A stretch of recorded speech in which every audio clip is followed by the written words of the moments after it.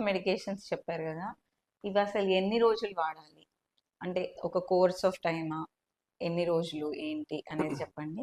And వాటి వల్ల side effects ఏంటి? మనం ముందు చెప్పుకున్నట్టు రుమటాయిడ్ ఆర్థరైటిస్ అనేది దీర్ఘకాలం వ్యాధి. సో ట్రీట్మెంట్ కూడా చాలా దీర్ఘకాలమే ఉంటుంది. ఇన్ని రోజులు ఉంటుంది, ఇన్ని రోజులు తీసుకోవాలని చెప్పలేము. అది ఒక్కొక్కరి ఇమ్యూన్ సిస్టమ్, ఒక్కొక్కరి పేషెంట్కి ఒక్కొక్కరి డిపెండ్స్ అయి ఉంటుంది. కొంతమందికి ఒక సంవత్సరం వాడితే తగ్గిపోవచ్చు, కొంతమందికి 5 సంవత్సరాలు పట్టచ్చు, కొంతమందికి లైఫ్ లాంగ్ వాడాల్సి రావచ్చు. ఒక్కొక్కరిలో ఒక్కొక్క విధంగా ఉంటుందండి ట్రీట్మెంట్ అనేది కూడా. సో దీర్ఘకాలం వాడాల్సి వస్తుంది కాబట్టి మందులకి మెయిన్గా అడిగే క్వశ్చన్ ఏంటంటే సైడ్ ఎఫెక్ట్స్ ఏమి ఉండవా ఈ మందులకి అని. సైడ్ ఎఫెక్ట్స్ లేని మందులు అంటూ ఏమి ఉండవండి. అన్ని మందులకి సైడ్ ఎఫెక్ట్స్ ఉంటాయి. సైడ్ ఎఫెక్ట్స్ లేని మందులు అనేవే లేవు. సరేనా? ఇప్పుడు మనం సింపుల్గా తీసుకుందాం. ఒకటి పారాసిటమాల్ వాడతాం. ఇప్పుడు జ్వరం వచ్చింది అంత డోలో వాడతారు, ఇది వాడతారు పారాసిటమాల్. మీరు ఒక్కసారి గూగుల్ ఓపెన్ చేసి పారాసిటమాల్ సైడ్ ఎఫెక్ట్స్ అని కొట్టండి, ఒక పెద్ద లిస్ట్ వస్తుంది.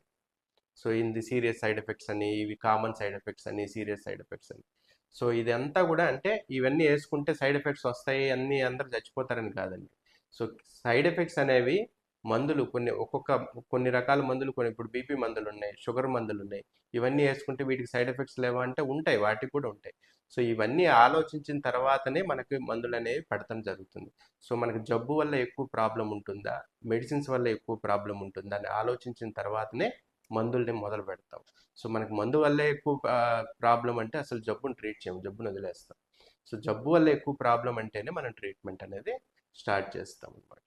సో ఈ సైడ్ ఎఫెక్ట్స్ అని ఇప్పుడు ఈ జబ్బులో వాడే మందులన్నిటికీ కూడా దీర్ఘకాలం వాడే మందులే. ఇవన్నీ చాలా కాలం సేఫ్టీ డేటా అంటాం. ఒక మందు వచ్చిన తర్వాత ఇన్ని రోజులు వాడారు, ఇన్ని రోజులు ఏమేమి సైడ్ ఎఫెక్ట్స్ వచ్చినాయి ఇవన్నీ రికార్డ్ చేస్తారండి. సో ఇవన్నీ కూడా సేఫ్టీ డేటా బాగా ఉన్న మందులు మాత్రమే. చాలా సంవత్సరాలు వాడినా కానీ ఇబ్బంది లేదు అనుకున్న తర్వాత మాత్రమే మందులు వాడతాం. సో ఇప్పుడు ఈ మందులు ఎక్కువ కాలం వాడాలి అని చెప్తున్నారు కదా, కానీ కొంతమంది మరి ఆయుర్వేదిక్ అంటారు, హోమియోపతి అంటారు. ఇప్పుడు వాటితో పాటు ఇవి తీసుకోవడం, అవి తీసుకోవడం, అవన్నీ కూడా చేయొచ్చా? రుమటాయిడ్ ఆర్థరైటిస్ ట్రీట్మెంట్ యొక్క ముఖ్య ఉద్దేశం ఏంటంటే కీళ్ళు డ్యామేజ్ కాకుండా నివారించడం. కీళ్ళు వంకర్లు పోవడం, డిఫార్మిటీస్ అంటాం.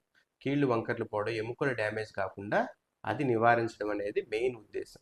పెయిన్ తగ్గించడం అనేది సెకండరీ అండి. ఫస్ట్ ఉద్దేశం వచ్చేసి కీళ్ళు వంకర్లు పోకుండా చేయడము, తర్వాత కీళ్ళు డ్యామేజ్ కాకుండా చూడడం, అది ఒకటి. రెండోది వచ్చేసి ఎక్స్ట్రా ఆర్టికులర్ మేనిఫెస్టేషన్స్ అంటాం. అది ఇందాక ఆల్రెడీ మనం చెప్పుకున్న వేరే సిస్టమ్ అఫెక్ట్ అవ్వకుండా చేయడానికి కోసం మెయిన్గా ట్రీట్మెంట్ అనేది వాడుతూ ఉన్నాం.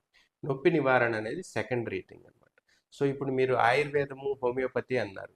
ఆయుర్వేదం, హోమియోపతిలో మనకి ఇవి ఈ జబ్బు డిసీజ్ నెమ్మదిస్తుంది, జబ్బు తగ్గుతుంది అని చెప్పేదానికి కానీ, ఈ కీళ్ళు డ్యామేజ్ కాకుండా ప్రివెంట్ చేస్తాయి అని చెప్పేదానికి కానీ ట్రయల్స్ అనేవి లేవు, శాస్త్రీయమైన ఆధారాలు అనేవి లేవు. కాబట్టి అందుకే మనం అలోపతిలో మెరుగైన వైద్యం కోసం ఈ మందులు వాడాల్సి వస్తుంది.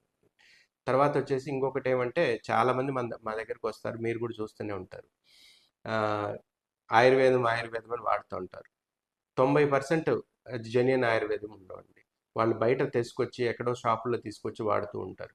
దాంట్లో ఉండేది 90% వాటిలో ఉండేది ఎన్ఎస్ఐడ్స్ అంటే పెయిన్ కిల్లర్స్, తర్వాత స్టీరాయిడ్ మందులు. ఈ రెండే ఎక్కువగా ఉంటాయి. పెయిన్ కిల్లర్ బయట వాడే మందులన్నింటిలో కూడా ఉంటాయి. కొంతమంది జెన్యున్ ఆయుర్వేదిక్ ఫిజిషియన్స్ దగ్గర వాడే మందులు ఉండొచ్చు. కానీ వాటిల్లో వాడితే పూర్తిగా మనకి జబ్బు అదుపులోకి వస్తుంది, ఈ డ్యామేజ్ కాకుండా ఉంటుంది అని చెప్పే శాస్త్రీయమైన ఆధారాలు అయితే లేవండి.